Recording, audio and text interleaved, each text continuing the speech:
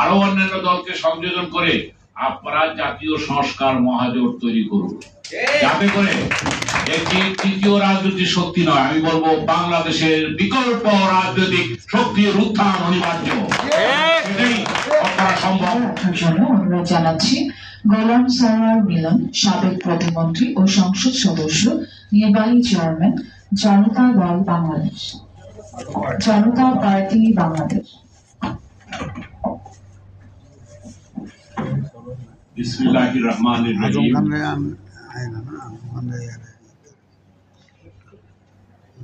আজকের এই সুন্দর আয়োজনের সম্মানিত সভাপতি মেজর আমিন আহমেদ আফসারী ভাই, আমাদের সকলের অত্যন্ত প্রিয় নেতা, যিনি নির্বাহী সভাপতি বাংলাদেশ সংস্কার পার্টির, এবং আপনাদের এই জোটের যে 37টি দলের সম্মানিত নেতৃবৃন্দ এবং মঞ্চবিষ্ট নেতৃবৃন্দ, সবাইকে প্রীতি শুভেচ্ছা, সালাম, আসসালামু আলাইকুম। আমি আপনাদেরকে অভিনন্দন জানাতে চাই এমনি একটি আয়োজনের জন্য। কারণ আমি কিন্তু বক্তব্য রাখবো না, কারণ বক্তব্য অনেকেই রেখেছেন, চর্বিত চর্বণ করে লাভ নেই। আমি কিছু সুপারিশ আপনাদেরকে বিবেচনার জন্য আমি পেশ করব, আপনাদের চিন্তা চেতনা আলোকে আজকের এই বক্তব্যের আলোকে। আর আজকে যারা বক্তব্য রাখেন নাই তাদের বক্তব্য আমি শুনে যাব। আমি যে কথাটা বলতে চাই যে আজকের এই আয়োজনটা হয়েছে 1971 সনের মুক্তিযুদ্ধের যে চেতনা, সেই চেতনা এবং 24-এর গণঅভ্যুত্থানের আকাঙ্ক্ষার সমন্বয়ে আগামী দিনের যে বাংলাদেশটাকে আমরা গড়ে তুলতে চাই, আগামী দিনের বাংলাদেশের যে রাজনৈতিক বন্দোবস্তের জন্য যে 24-এর গণঅভ্যুত্থানের শহীদরা আত্মত্যাগ করেছিল, আমরা সেটাকে বাস্তবায়ন করতে চাই। এবং সেটাকে বাস্তবায়ন করতে হলে সংস্কার দরকার। সেটার জন্য বাস্তবায়ন করতে হলে আজকে আমরা জানি জুলাই সনদ দরকার, এবং তারই প্রেক্ষিতে ধারাবাহিকতায় আমরা সংস্কার, বিচার এবং নির্বাচনের দিকে এগিয়ে যাব। আজকে যে কথাটা বলতে চাই যে এই যদিও ভাই আমাকে বলেছে যে বিচারের উপর আপনি যেটা কথা বলেন, আমি সেটার উপর কথা বলবো। তার আগে একটি কথা বলতে চাই। এখানে আমার পাশে ছিলেন দুইটা দলকে আমি দেখেছি। একটা হলো এনপিপি, সালাউদ্দিন সাহেব, তিনি কিন্তু নিবন্ধিত দল, এবং মুসলিম লীগ, তিনিও নিবন্ধিত দল। কিন্তু এই নিবন্ধিত দল হিসেবে আজকে এখানে এসে যেমনি ভাবে তারা সমৃদ্ধ করেছে নিজেকে, ঠিক তেমনি ভাবে আমি বলবো আপনারা যারা নিবন্ধিত না, কিন্তু আপনারাও কম না। এই কারণে আমি কিন্তু একটা স্ট্যাটাস দিয়েছি ফেসবুকে, এবং আমি মনে করি সেটাকে আমি রিপিট করতে চাই। সেটা হলো যে সংস্কার কমিশন ও ঐক্যমত কমিশনের বৃহৎ ছোট দলকে নিয়ে যে আলোচনা করেছে, সেই আলোচনা প্রশংসার পদক্ষেপ অবশ্যই।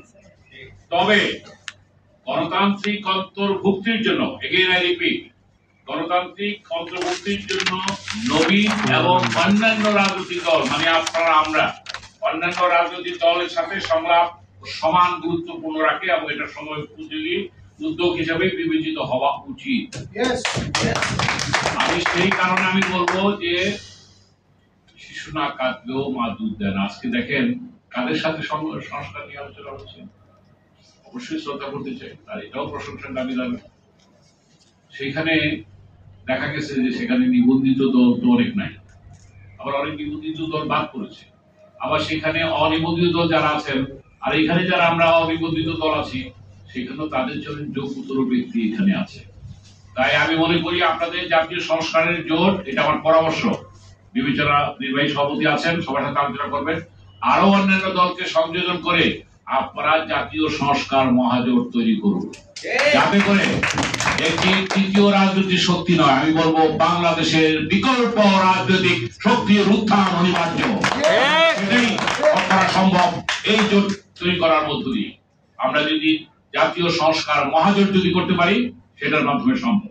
1 নম্বর প্রস্তাব। 2 নম্বর হচ্ছে যে আজকে সেই মহাজোট হলে আমরা জানি যে 5টি সংস্কার কমিশনের 121টি সুপারিশ নাকি সরকার অতি সত্বর বাস্তবায়ন করবে।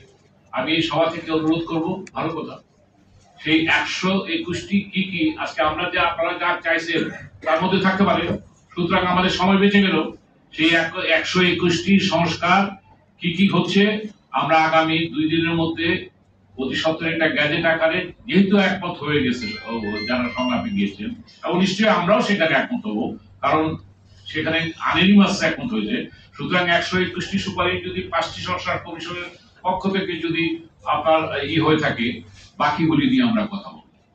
এবং এইটাও সত্যি কথা যে কিছু আছে গ্যাজেটের মাধ্যমে, অর্ডিন্যান্সের মাধ্যমে ইমিডিয়েট আপনার বাস্তবায়ন করা সম্ভব, কিছু আছে আপনাকে পার্লামেন্টে গিয়ে সংখ্যাগরিষ্ঠতার মাধ্যমে সেটাকে করতে হবে।